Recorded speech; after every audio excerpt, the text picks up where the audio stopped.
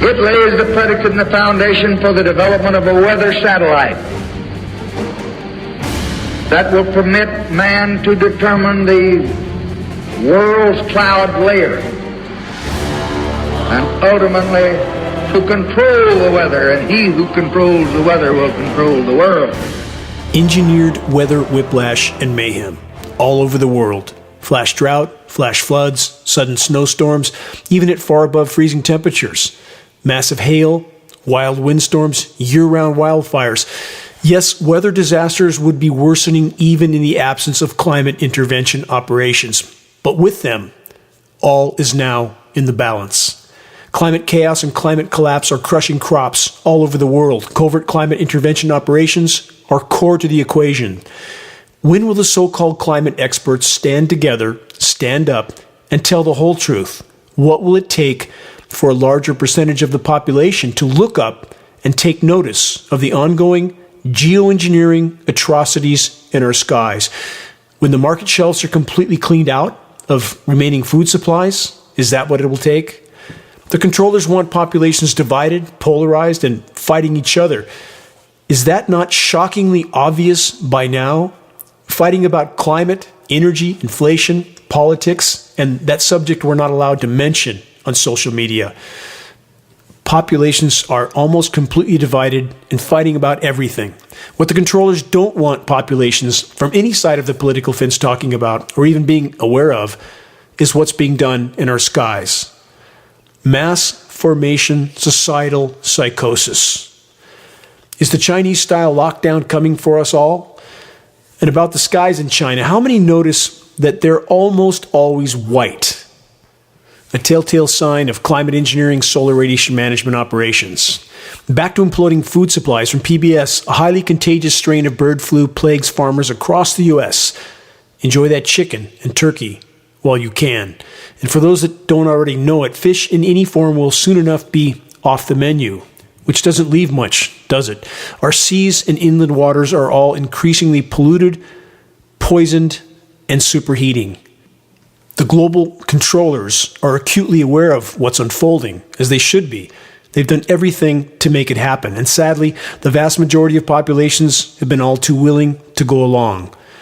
A condition called Canfield Ocean is unfolding in our seas. Lifeless, oxygen-depleted dead zones.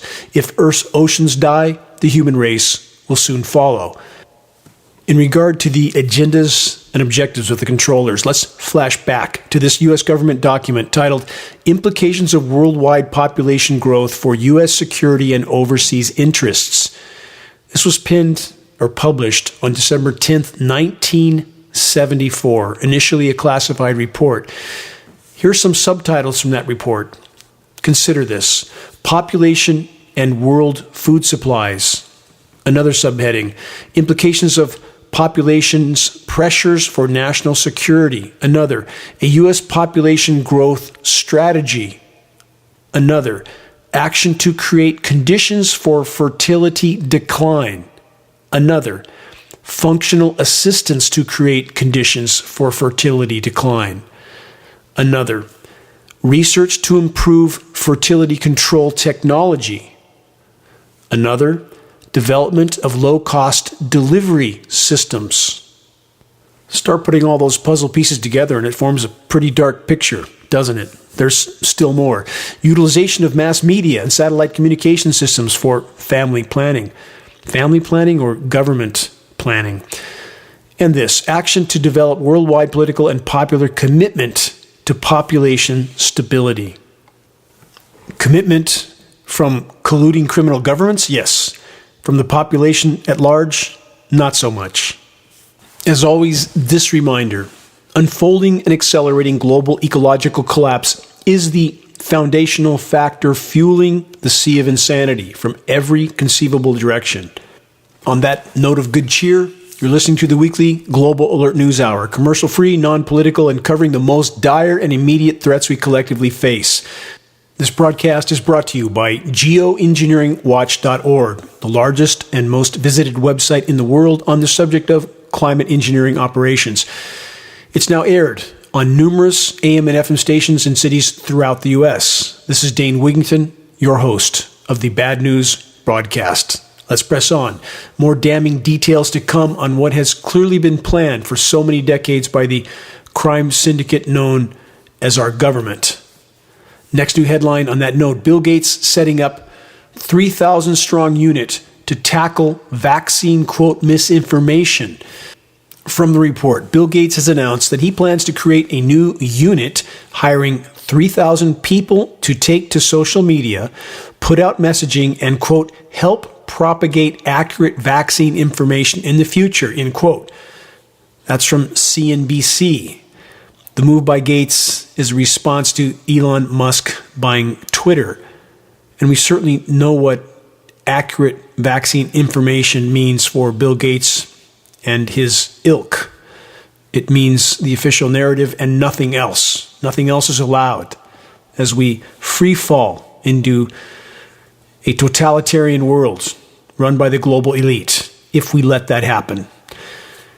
This related new headline, quote, terrifying tweet. Elon Musk fans concerned after billionaire writes chilling post on Twitter about dying, quote, under mysterious circumstances. Will that happen? Time will tell. Breaking biosphere collapse reports in a moment. Collapse that is being further fueled by climate intervention operations. Stay tuned. But first, more on the push for a totalitarian world that can only happen, again, if we let it. Fauci's next lockdown may be free speech. That's the headline from that report. Anthony Fauci recently delivered a bizarre commencement address at the University of Michigan where he implied, quote, freedom of speech should be the next lockdown target. Fauci followed the same song sheet recently used by other officials in the current administration. Their top priority has become to control information and demonize those who dare to question the powers that be. Not so different from previous administrations. It's just getting worse all the time, rapidly. And again, biosphere collapse fueling all of it. Biosphere collapse has beat the controllers to the intersection, and they are now more desperate than ever, thus the warp speed insanity that we have had to face in recent years. War has also been the last-ditch option for the power elite and the military-industrial complex. What cards are global controllers willing to play in order to further ramp up military conflict using Ukraine as the flashpoint? Are power structures willing to orchestrate a nuclear exchange in a last-ditch desperate attempt to trigger a nuclear winter cool-down scenario? Which would be the final nail in our collective coffins? If power structures feel they are losing control, what could be dispersed in our breathable air column by the climate engineers? Is this really a reach? No, it's not. As I've stated many times on many broadcasts, we know from historical data that even as of 1977, only a few years after the report I covered at the beginning of this broadcast, that there were no less than 239 open-air biological tests conducted over innocent, unknowing U.S. civilians without their knowledge or consent by the U.S. military. Business as usual. Why would we think it's any different now? It's only worse. The moment the normalcy bias delusion is shattered in the population, everything changes. Those in power know it, and they're not about to sit around and wait for populations to realize what's been done to them so that populations grab their proverbial pitchforks and torches and go looking for anyone and everyone responsible. Power structures are not going to wait for that to happen. They're going to play their cards. You can count on that. About the so-called experts that we are trained and taught from birth to adhere to believe blindly, without questioning, without investigating. How much does it cost to buy a scientist? Less than you would imagine, and it's perfectly legal. How many bought and paid for so-called scientists tell us that highly toxic chemicals are fine? Genetically modified everything is great. You're not really seeing the climate engineering you're seeing in our skies, they tell us. But some scientists are, in fact, showing courage to sound the alarm. Here's a headline on that point. Space ecosystem in peril as thousands of satellites orbit Earth, scientists say. From that report, a collective of 11 astrophysicists and space scientists citing thousands of satellites orbiting the Earth and new ones being launched at a, quote, dizzying pace, warned it's time to think of space as part of an interconnected system of living things. What a novel idea. Life is all connected, and when the web of life dies, we will die with it. And every single rocket that's launched doesn't just blow a hole in the ozone layer, it tears a massive gaping gash in it. And yet we're launching, and everybody cheering as if this is some wonderful thing that technology is doing for us. It's killing us at every level. Modern industrialized, militarized civilization is not going to decline. It's going to collapse with blinding speed. The human race, taken as a whole, has long since looked the other way and allowed a cancerous insanity to steer the ship, which is now on its way to the metaphorical bottom of the abyss. Next headline. From numerous sources, Germany warns of global famine. The report states the world is about to face an acute food crisis due to, they say, skyrocketing food prices. That's not the ultimate problem by any stretch. The problem is collapsing ecosystems all over the globe. That's what's fueling everything. There's nowhere else to run. There's no place to hide. Climate intervention operations are further fueling all of it. The glaring geoengineering elephant in the sky. Yet, denial continues. On the subject of shattering delusions, please allow me to change gears for a moment.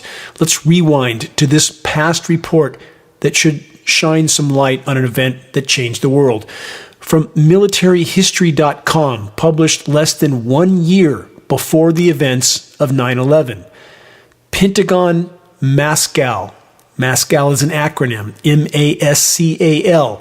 From that report, the Pentagon Mass Casualty Project, codename Pentagon Mascal, was a contingency exercise that was held in the Office of the Secretary of Defense conference room between October 24th and October 27th. The exercise required emergency response team members of the Defense Protective Services and U.S. government officials to conduct emergency simulations in preparation for a possible plane crash into the Pentagon. And imagine that. We are told less than 1 year later, it happened. Was this a contingency exercise or a dress rehearsal? Yes, a global Truman Show for a very long time now. But whatever the controllers do, whatever their agendas, whatever their objectives, the bottom line factor that holds our collective fate in the balance, the factor that makes power structures more desperate and dangerous now than ever before, is the collapse of the planet's life support systems, about which weather warfare has and is playing a core role. With that in mind, this report from last week. Mother Nature cooks up a historic heat wave for Mother's Day weekend. Regarding last weekend, the report states a remarkably early season heat wave with temperatures typically seen in August is set to bake much of Texas, the Plains, and the Midwest into early next week, which was last week.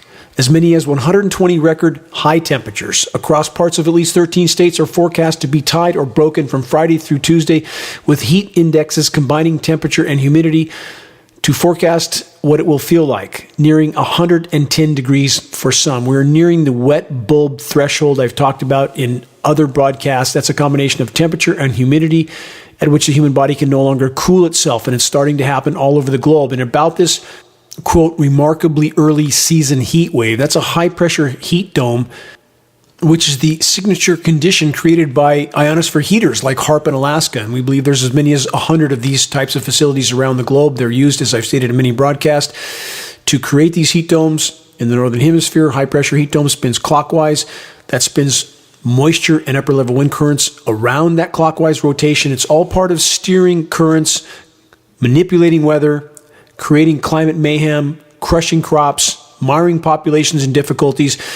If you're looking for your next bite of food and a desperately needed drink of water, it's hard to think of anything else, just the way the controllers want it.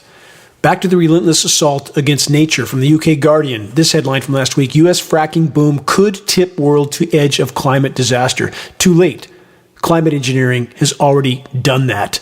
But all of this is adding more logs to the proverbial camel's back, which is already breaking. From this report, the fate of the vast quantities of oil and gas lodged under the shale, mud, and sandstone of American drilling fields will in large part determine whether the world retains a livable climate. And the U.S., the world's largest extractor of oil, is poised to unleash these fossil fuels, hydrocarbon fuels, in spectacular volumes. About this report, first, fracking is an insane practice. There's no other way around that. It's completely contaminating groundwaters forever. It's releasing methane everywhere. It's wreaking havoc on what's left of much of Earth's life support systems.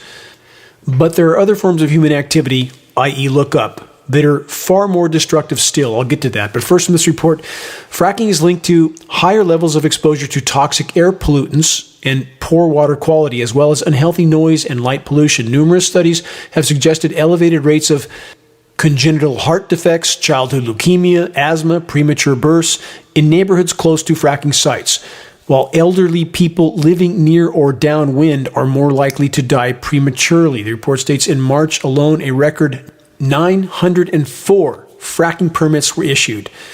This is an all-out race to near-term self-extermination. And on top of all this, above all this, again, look up at the climate engineering insanity. If you find yourself in a conversation with anybody about the state of the environment or the state of the climate from any perspective, try pointing out to them that there could be no legitimate discussion on these subjects without first and foremost addressing the climate engineering onslaught, which is affecting every weather event all over the globe. On that subject, from later in the week, this May heat wave to send AccuWeather, quote, real field temperatures up to 100 degrees as far north as Iowa. And the official temperatures from the ground, the officially reported temperatures, what we see everywhere we monitor, are underreported. It's hotter, daytime and nighttime, hotter than what's being reported. They are masking the true severity of planetary meltdown, as we would expect, so they can pacify populations until the last possible moment, until impact, again, a moment which draws near. Next headline, Colorado's snowpack is melting at, quote, a ridiculous rate.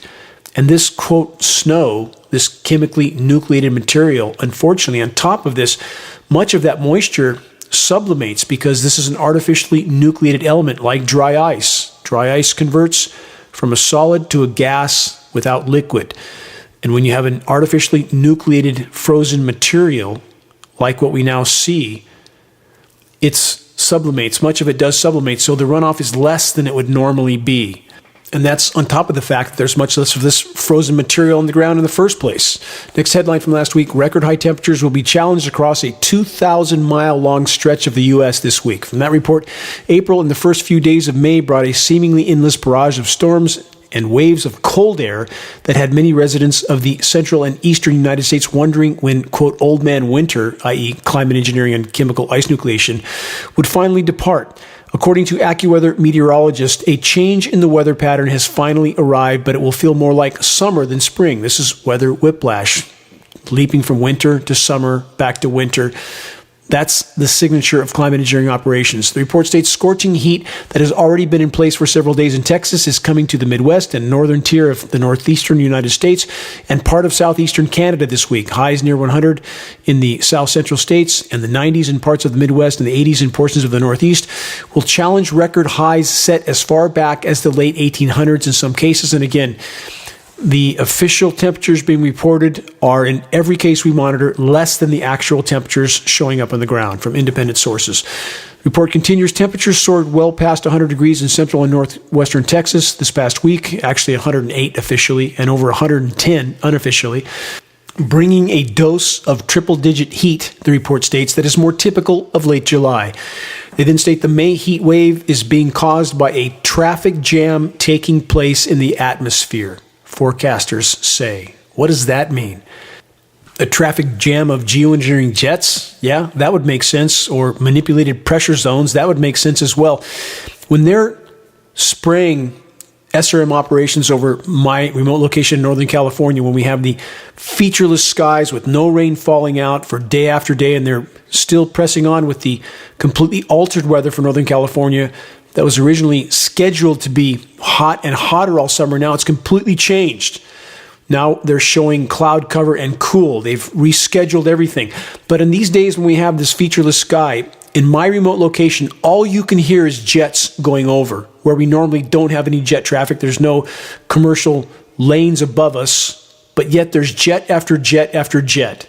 When I listen to this, and when I survey the forest around me, and when I trek through what's left of the forest and look at the death, the dying, the silence, it puts me in a controlled state of rage, and all I can think about doing is getting back to my workstation and fighting this battle in every effective way I can, of sounding the alarm, exposing the insanity in our skies when I see forests burning down all over the globe, the southwestern United States incinerating. We have Siberia on fire right now. How many people know that? Siberia is burning to the ground even earlier than previous catastrophic years. Americans don't even know this.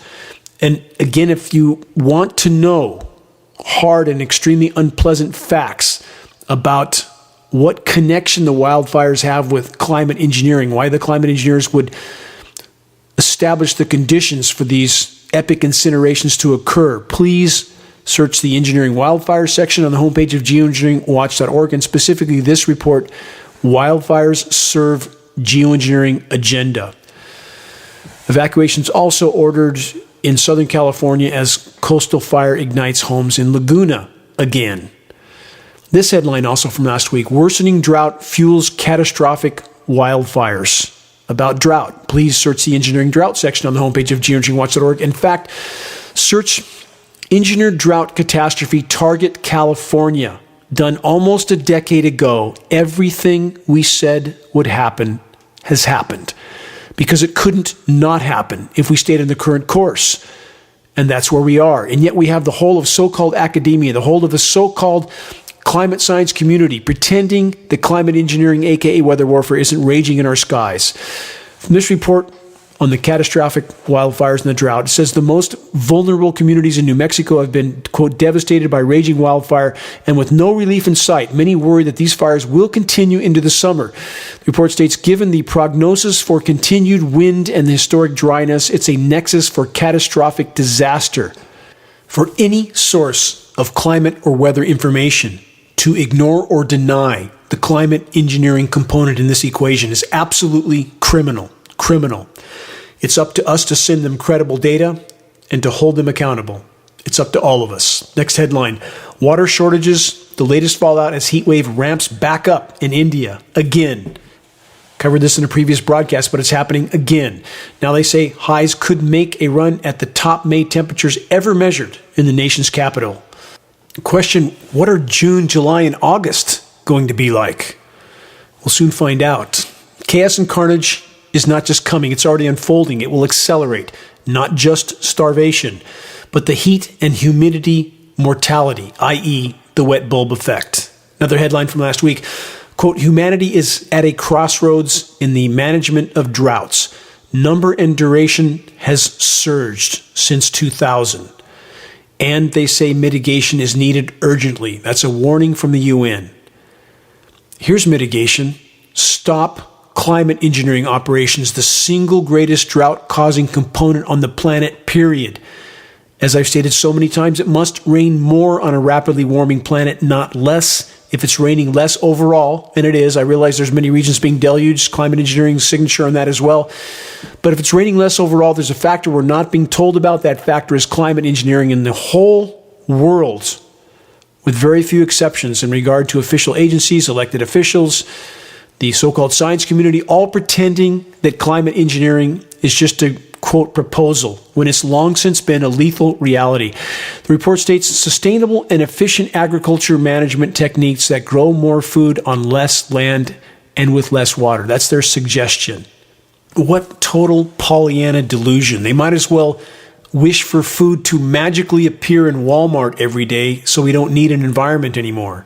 That's how ludicrous this is. You can't keep doing what we're doing to the planet and expect to live long. Yes, the global controllers have orchestrated this paradigm, but we, the population, have let them, and that must change.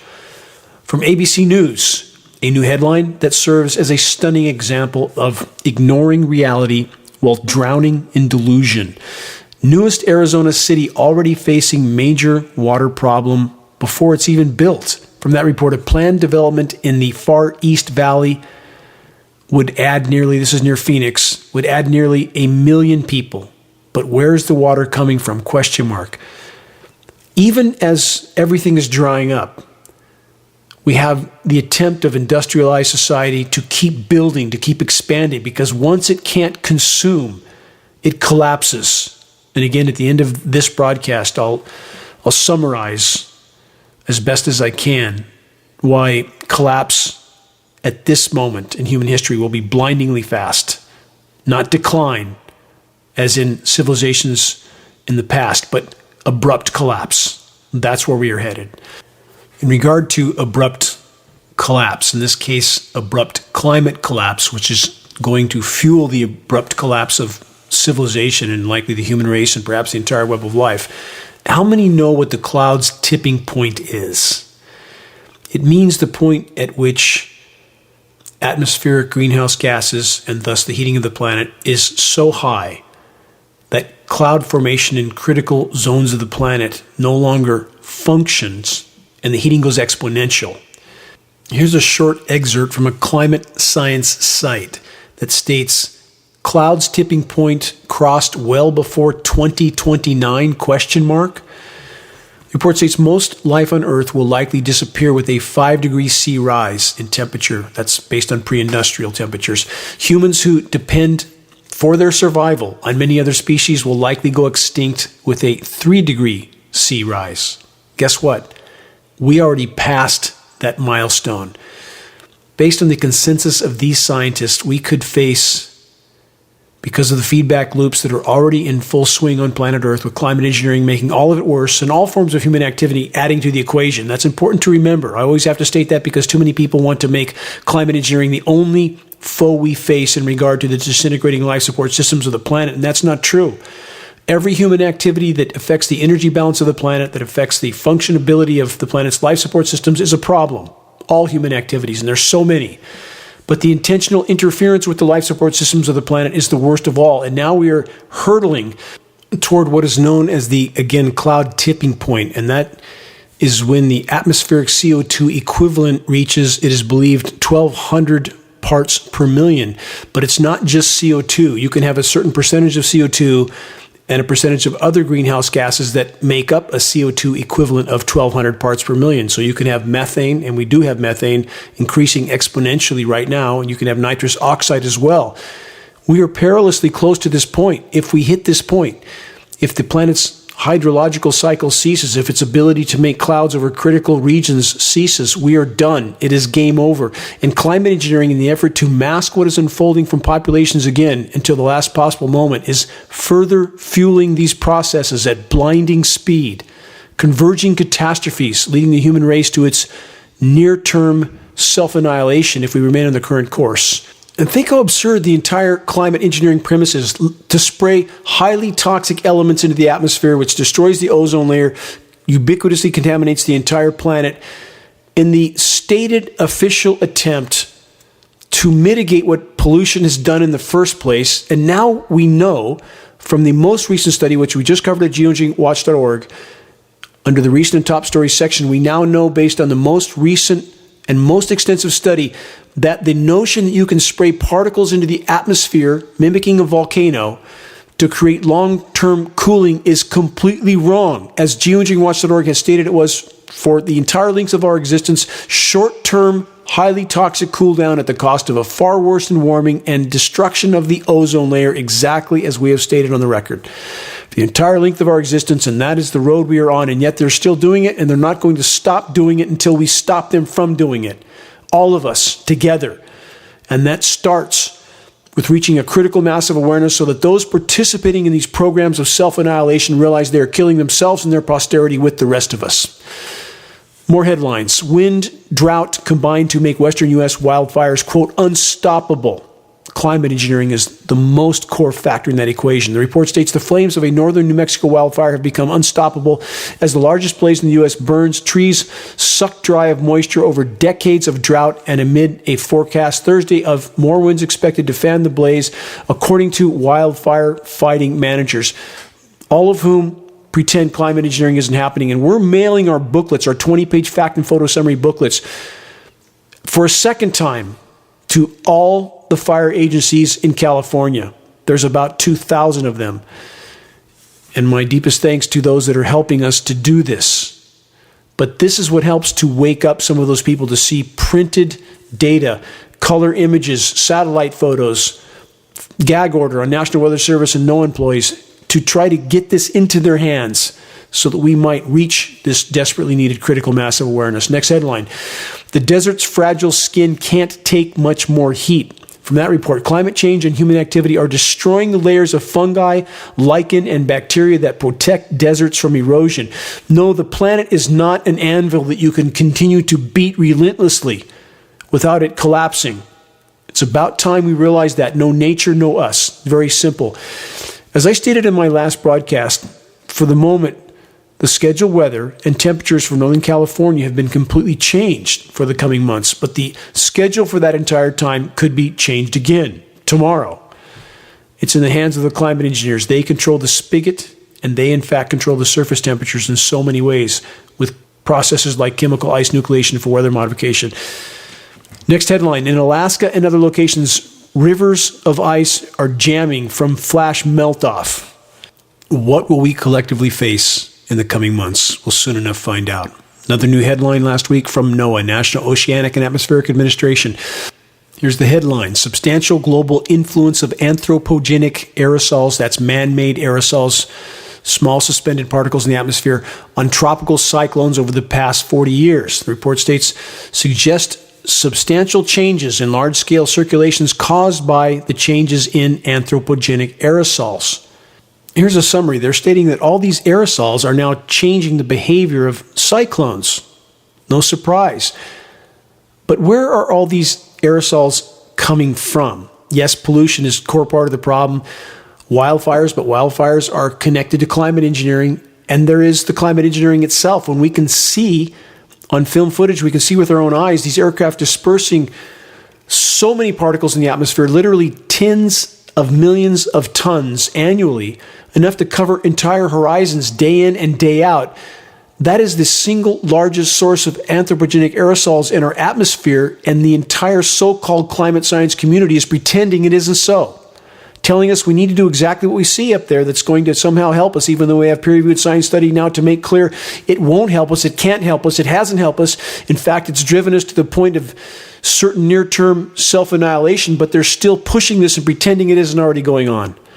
Circus of insanity. Next headline: beachfront homes along Outer Banks keep crumbling into the ocean. No surprise there. From that report, quote, officials warn that more homes are in danger. That is a gross understatement. As sea level rise accelerates, and it's going to radically, entire coastlines will be lost. Megacities will be lost. It's coming. There's no if, it's when. You could shut every form of human activity off right now, including climate engineering, which is making it worse, not better anyway. And the seas will continue to rise for the foreseeable future. It's baked into the equation. You can't just turn it off. And I'm not just talking about a foot or two of sea level rise. Over the coming decades, there will likely be 50 feet of sea level rise or more. When all the ice melts, that's about 240 or 50 feet of sea level rise. And I hear from people that say, no, that won't change sea level rise because if ice is on the ocean, it's already displacing seawater. That's true.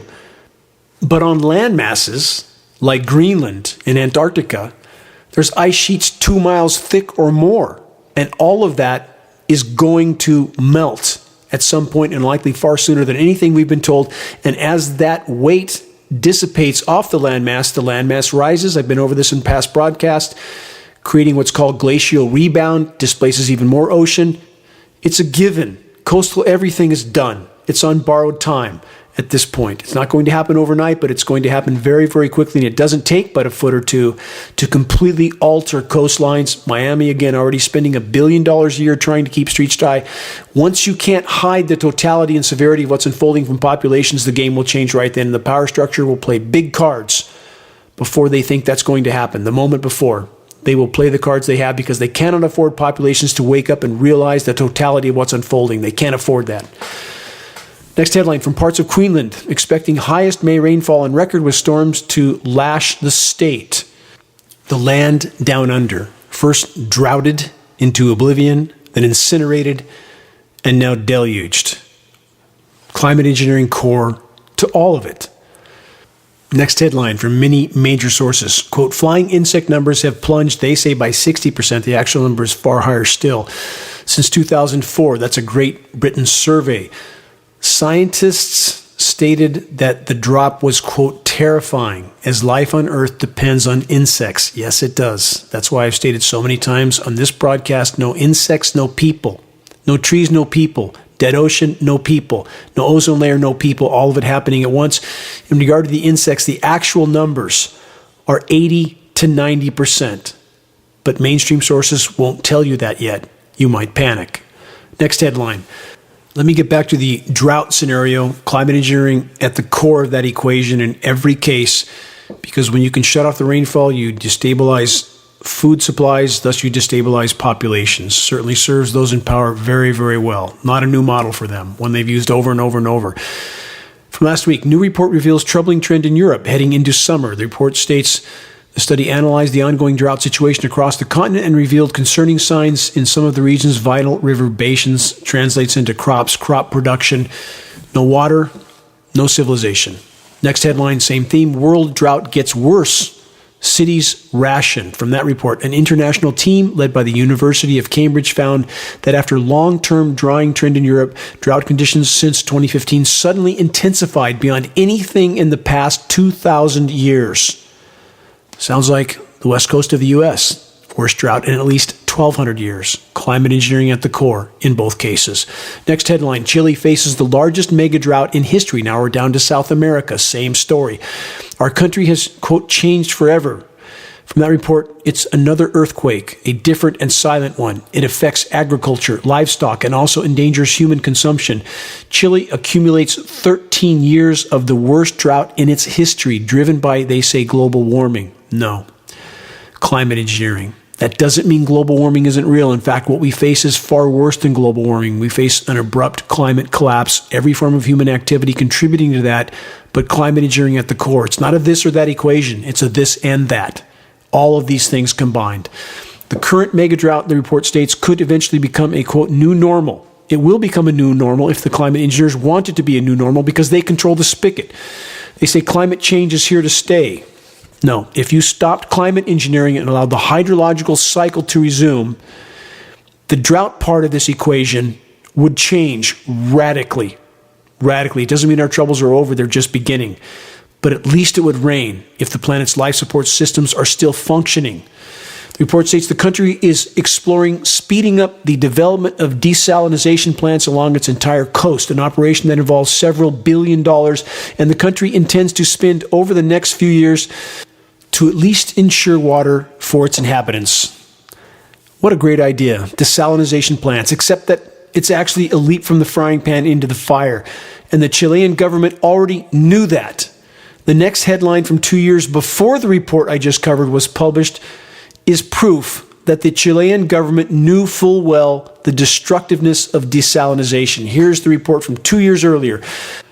Quote, is the cost of Chile's fresh water too high? Question mark.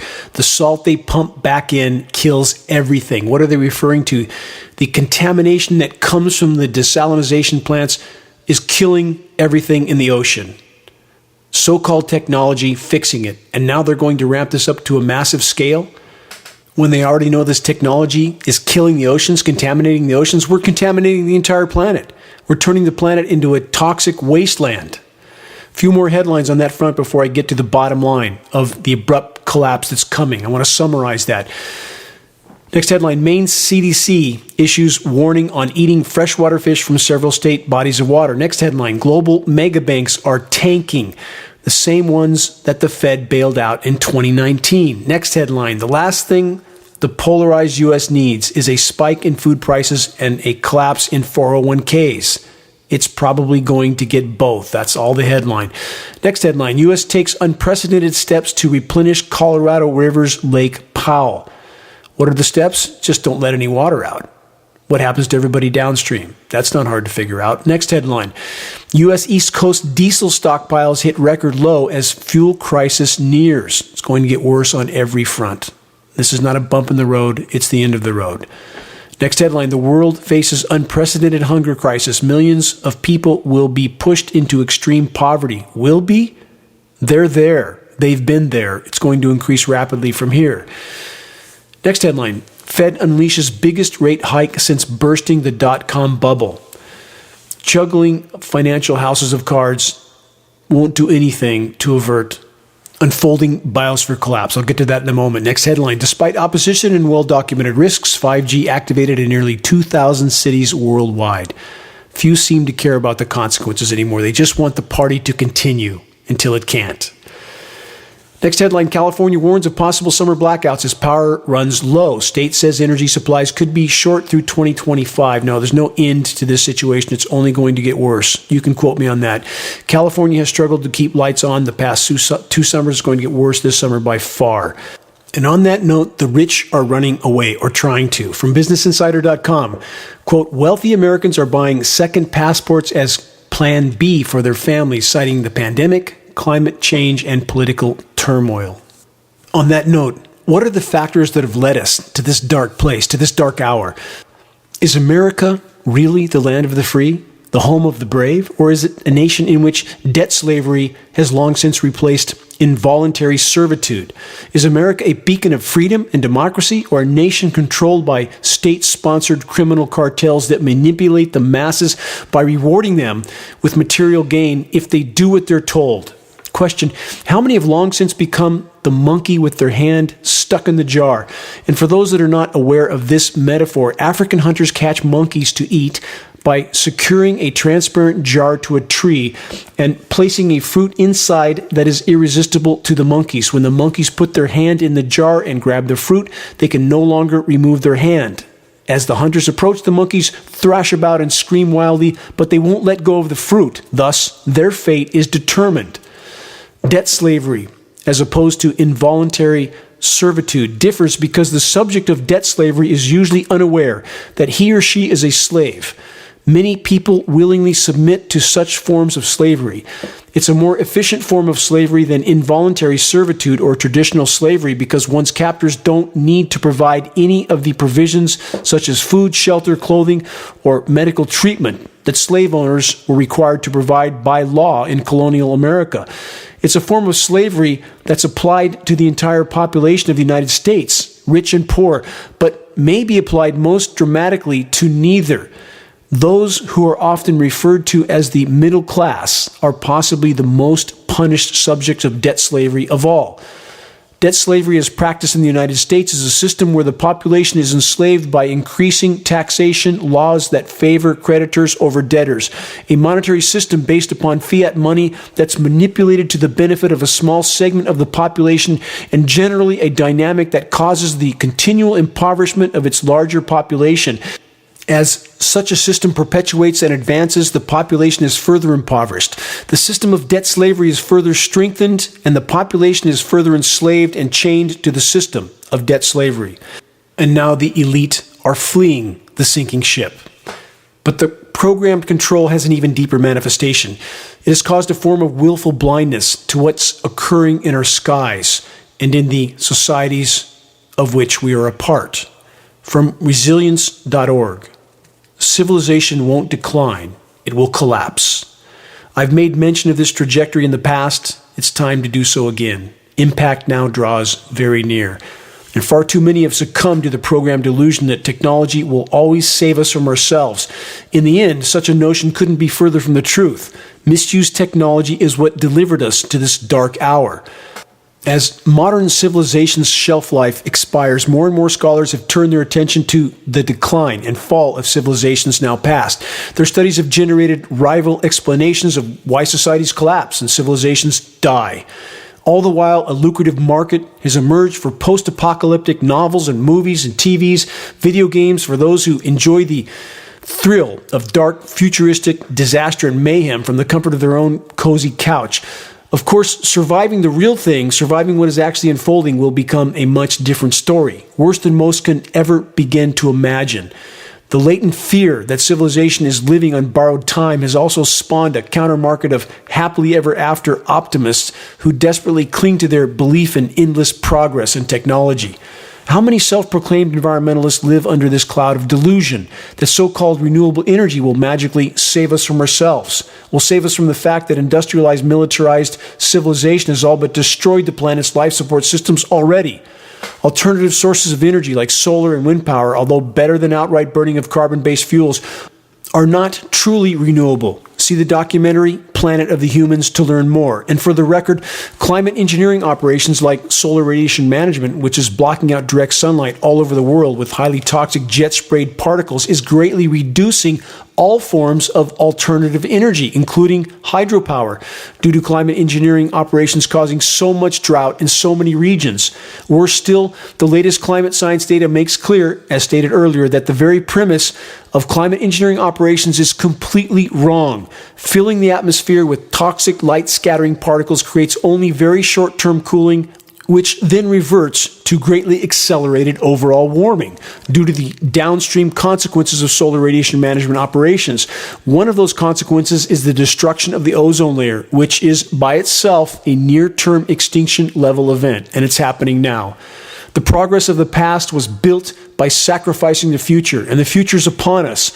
Not everyone who understands that progress has been purchased at the expense of the future thinks that civilization's collapse will be abrupt and bitter. Scholars of ancient societies accurately point out that the abrupt collapse, historically speaking, is rare. But industrial, militarized civilization greatly differs from all past civilizations in crucial ways, and every one of them may and most certainly will accelerate and intensify the coming collapse while increasing the difficulty of any possible recovery. Translation: the party's over and it's not coming back. Unlike all previous civilizations, modern industrial civilization is powered by an exceptionally rich, energy-dense, non-renewable, and irreplaceable energy source, carbon-based fuels. The unique energy base predisposes industrialized, militarized civilization to a short, meteoric lifespan of unprecedented boom and catastrophic bust. Megacities, globalized production, industrial agriculture, and human population approaching 8 billion are all historically exceptional and unprecedented and completely unsustainable without carbon-based fuels. At this point in time, the rich and easily exploited oil fields and coal mines of the past are largely depleted. For example, in the year 1900, it took 1 barrel of energy to facilitate the extraction of 100 more barrels of energy. But today, it takes 1 barrel of energy to extract only 6 additional barrels, a radically collapsing return on the expenditure. And while there are energy alternatives, there are no realistic replacements that can deliver the abundant net energy carbon-based fuels once provided. Our complex, expansive, high-speed civilization owes its brief lifespan to this one-time, rapidly dwindling energy bonanza. Unlike past civilizations, the economy of industrialized society is capitalist. Production for profit is its prime directive and driving force. The unprecedented surplus energy supplied by carbon fuels has generated exceptional growth and enormous profits over the past 2 centuries. But these historic windfalls of abundant energy, constant growth, and rising profits will very soon vanish. But systems of capitalism don't just disappear when boom turns to bust. Instead, energy-starved, growthless capitalism will turn catabolic. Catabolism refers to the condition whereby a living thing devours itself. As profitable sources of production dry up, capitalism will be compelled to turn a profit by consuming the social assets it once created. By cannibalizing itself, so to speak, the profit motive will exacerbate industrialized society's dramatic decline. Catabolic capitalism will profit from scarcity, crisis, disaster, conflict, warfare, resource hoarding, ecological disaster, pandemic, diseases. All will become the big profit makers, although very temporary. Capital will flow toward lucrative ventures like cybercrime, predatory lending, financial fraud, bribery, corruption, racketeering, weapons, drugs, human trafficking. The list goes on and on. Once disintegration and destruction become the primary source of profit, catabolic capitalism will rampage down the road to ruin, gorging itself on one self-inflicted disaster after another. Unlike past societies, industrialized civilization isn't Roman. It's not Chinese, Egyptian, Aztec, or Mayan. Modern civilization is human, planetary, and ecocidal. Pre-industrial civilizations depleted their topsoil, felled their forests, polluted their rivers, but the harm was far more temporary and geographically limited. Once market incentives harnessed the colossal power of carbon-based fuels to exploit nature, the dire results were, and are, planetary. 2 centuries of carbon-based fuel combustion have saturated the biosphere with climate-altering carbon-based greenhouse gases that will continue wreaking havoc for generations to come. Climate engineering on top of all of it. The damage to Earth's living systems, the circulation and chemical composition of the atmosphere and the oceans, the stability of the hydrological and biochemical cycles, and the biodiversity of the entire planet is essentially permanent at this point. Humans have become the most invasive species ever known.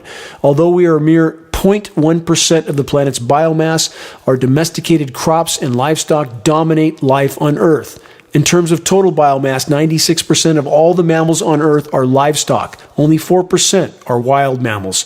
70% of all birds are domesticated poultry, now many of them dying due to the diseases mentioned earlier in this broadcast. Only 30% are wild, that population dying also. About 70% of Earth's wild animals are thought to have been lost in the last 40 years alone. And if we remain on the current statistical trajectory, functional extinction for Earth's remaining wildlife populations will occur later this decade. There's no more unspoiled ecosystems, no more new frontiers where people can escape the damage they've caused and thus recover from collapse. The 2-century-long carbon fuel fiesta is over, and it's not coming back. Human civilization's collective capacity to confront its mounting crises is crippled by a fragmented political system of antagonistic nations ruled by corrupt elites who care more about power and wealth than people and the planet.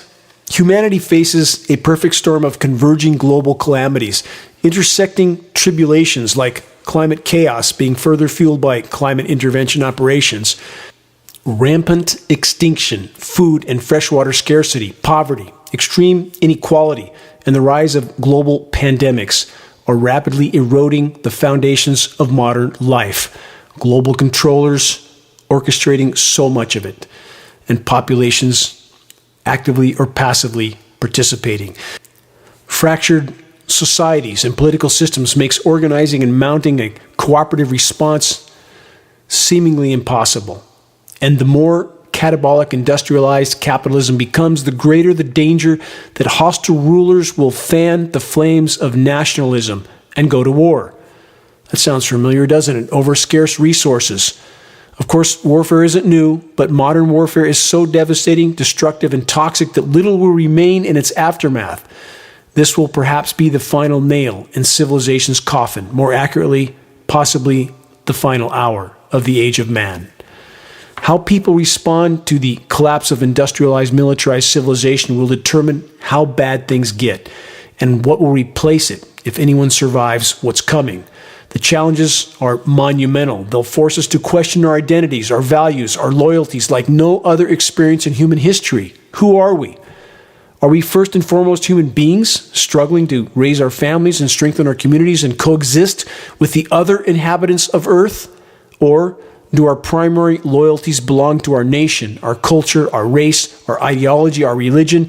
Can we put the survival of our species and our planet first? Or will we allow ourselves to become hopelessly divided along national, cultural, racial, religious, or party lines? The eventual outcome of this great implosion has yet to be decided. Will we overcome denial and despair? Will we look up and take notice of the ongoing climate intervention operations that are raging in our skies and wreaking havoc with what's yet left of the planet's life support systems? How many are willing to stand together in the desperate attempt to break the grip of criminal controller power over our lives? Or will fear and prejudice drive us into hostile camps, fighting over the dwindling resources of a degraded planet? The stakes couldn't be higher. And never forget, those in power couldn't do what they do without the active or passive support of the majority population. We've seen the enemy, and he is us. A quote from Mark Twain in The Damned Human Race. Man is the only patriot. He sets himself apart in his own country under his own flag and sneers at the other nations and keeps multitudinous uniformed assassins on hand at heavy expense to grab slices of other people's countries and keep them from grabbing slices of his. And in the intervals between campaigns, he washes the blood off his hands and works for the universal brotherhood of man with his mouth. Twain saw this so clearly. He tried to speak to it. And how many ridiculed his foresight. Twain also said in the beginning of Change, the true patriot is brave and scarce, hated and scorned, but in the end, when his cause succeeds, the timid join him, for then it costs nothing to be a patriot. From a Ukrainian friend, his name is Ark. He stated the following in an email to me. He said, the crowd is not even surprising me with its amorphous state of doing nothing in the line to the slaughterhouse. So many of them died/injured, and there's absolutely no outrage. Only whining about compensation and toothless statements of, quote, crimes against humanity. A shame to our ancestors. My thanks to Ark for that crystal clear assessment. Question, how many are willing to summon the courage to stand against the fading of the light? One of the most harrowing tales of unyielding courage in the face of overwhelming odds is the tale of Ernest Shackleton and his research ship, the Endurance, which was locked in Antarctic ice alone and isolated for many months through the dark Antarctic winter in, I believe, 1915, till it was finally crushed by the ice and it sank. Against all odds, Shackleton led his 27-man crew through unimaginable difficulties and challenges across the ice pack, across the seas, in makeshift lifeboats. In the end, he saved them all. His courage has always been an inspiration to me. Consider the following quote from Shackleton. He said this, "To be brave cheerily, to be patient with a glad heart, to stand the agonies of thirst with laughter and song, to walk beside death for months and never be sad. That's the spirit that makes courage worth having." Whatever we face, no matter how much the odds are against us, it's not over till it's over, as the saying goes. There is great and unshakable solace in deciding at our very core to face the gathering storm head on, in deciding that it's not an accident that we find ourselves in this most decisive moment in human history. Indeed, a decisive moment in the history of our planet and for the entire web of life. Each of us holds the power to choose what we will do with the time we've been given. We can look away and we can live in fear. Or we can march forward with unshakable confidence, knowing that whatever comes, we did our best. And conscious of the fact that every single individual, our collective efforts helps to awaken matters in ways that we can't fully know or comprehend. Reaching a critical mass of awareness regarding what's unfolding is the only way forward. We're not alone in this effort. Check the activist suggestions link on the homepage of geoengineeringwatch.org to learn how you can most effectively and efficiently help to move this fight forward. Make your voice heard. Make every day count. Until next week, stay strong, no matter what comes. This is Dane Wigington from geoengineeringwatch.org.